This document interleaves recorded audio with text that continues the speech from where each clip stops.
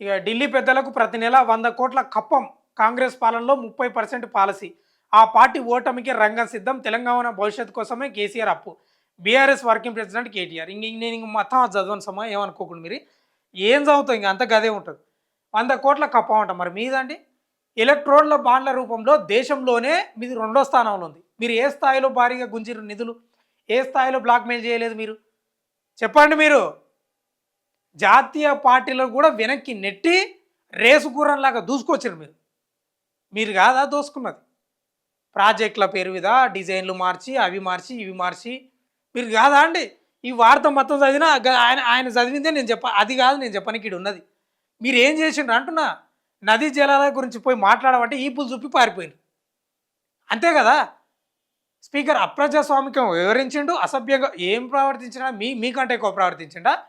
100 కోట్ల కప్పం కడుతున్నాడంట. ఏం ఆరోపణలు ఇవి? ఏం కథ?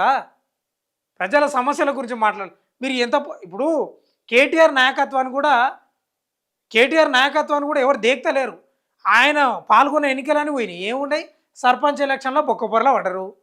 జూబ్లీహిల్స్‌లో ఓడిపోయారు. అదేంది కంటోన్మెంట్‌లో ఓడిపోయారు. లేదు ఆయన నాయకత్వం. అందుకే ఫ్రస్ట్రేషన్‌కి గురవుతున్నారు. ఢిల్లీ పెద్దలకు ప్రతి నెల కప్పం కడుతున్నారంట. ఈయన పోయి చూస్తున్నాడు. మరి మీరు మీ మీరు మీరు మీరు కప్పం కట్టుకోలేదా? మీ కుటుంబం అంతా తండ్రి, బిడ్డ, కొడుకు, అల్లుడు, ఇంకో ఆయన వెనక గోళీలు ఇచ్చటాయన, మందులు ఇచ్చటాయన మీరు కాదా? ఒక్కటే పాయింట్ అండి. మీరే గమనించాలి ప్రజలు. దేశంలోని ఎలక్ట్రోన్ల బాండ్ రూపంలో రెండో స్థానంలో ఉందంటే మీరు అర్థం చేసుకోండి. ఏ స్థాయిలో వీళ్ళు ధనాన్ని లూటీ చేసిండ్రు అనేది. ఎవరికి చెప్తారు ఈ మాటలు? ఏం కథ? ఇవాళ మాట్లాడుతున్నావు కేటీఆర్ నువ్వు ఈ తెలంగాణకు సంబంధించిన ఆదాయాన్ని లక్షల కోట్ల అప్పు చేసి ఎవరిని ఉద్ధరించిరా? ఉన్నాయి. నీళ్లు తెచ్చిండ్రు, కొంత పాడి పెరిగింది, పంటలు పెరిగినాయి. కానీ ఆ స్థాయిలో కూడా భారీ స్థాయిలో అవినీతులు చేసిండ్రు. అందుకే ప్రజలు ఓడించిండ్రు. అందుకే మిమ్మల్ని ఓడించారు ప్రజలు. ఇవాళ కప్పం కడుతున్నారు, కప్పలు పడుతున్నారు. గిదే ఎవరు నమ్ముతారు? నిజంగా ప్రజలకు మీ మీద ఇంకా నమ్మకం ఉందంటే ఎందుకు గెలుస్తలేరు మరి మీరు? ఇవన్నీ బంద్ చేసేయి. కప్పం కట్టినరా ఏం కట్టినరా అనేది ప్రజలు చూసుకుంటారు. కానీ మీ కథ ఏంది? మీరు తిన్న కథ ఏంది? మీరు దోచుకున్న సొమ్మేంది? ఇవాళ రేవంత్ రెడ్డితో లాలూచిపడ్డారు మీరు. రేవంత్ రెడ్డి కూడా మీకు బానిస అయిపోయాడు రకంగా. నీకింత నాకింత అంతే కదా. ఏం ముట్టుకుంటున్నాడా మిమ్మల్ని? ఎందుకు ముట్టుకుంటలేడు? తెలంగాణ ప్రజలు ఓట్లేసి ఎంత పిచ్చోళ్ళు అయిపోయారు. మిమ్మల్ని రేవంత్ రెడ్డికి ఓట్లేసి పిచ్చోళ్ళు అయిపోయారు. 100% మీరంతా దొందే. మీరంతా దొందే. అక్కడ రేవంత్ రెడ్డి దోసుకుంటా. ఆయన శుద్ధ పూసేం కాదు.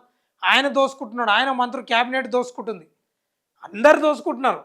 అందుకే అంటున్నా అల్టిమేట్గా ఓ బీసీ, ఒక ఎస్సీ, ఒక ఎస్టీ ఈ రాష్ట్రానికి ముఖ్యమంత్రి అయినప్పుడే ఓ రకంగా పేదల జీవితాలు మారుతాయి తప్ప ఎవరున్నా అంతే. ఎవరుంటేందండి?